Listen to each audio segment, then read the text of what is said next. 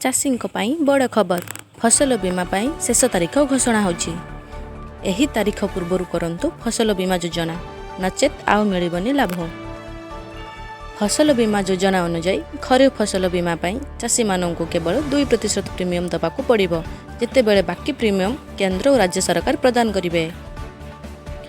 सरकार धान, जुआर एवं तिल फसलर बीमाकरण पई एक समय सीमा स्थिर करिसंती।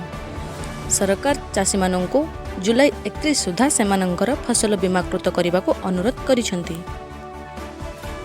राज्य सरकार एक सरकारी बयान जारी करी कहिसंती जे धान, जुआर, बाजरा, मका, हरड़, मुग, बुट, डाली, चीना बादाम, सोयाबीन एवं राशि फसलर बीमाकरण पई शेष तारीख जुलाई 31 धार्य करा जायछि।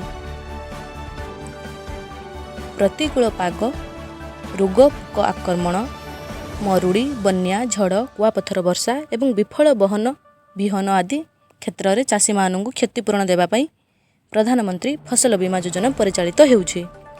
फसल बीमा चाषी मानू आधार कार्ड, खैतीनी, बैंक पासबुक एवं संपृक्त फसल विषय सूचना आवश्यक डॉक्यूमेंट भाव में प्रदान करने को पड़िबो।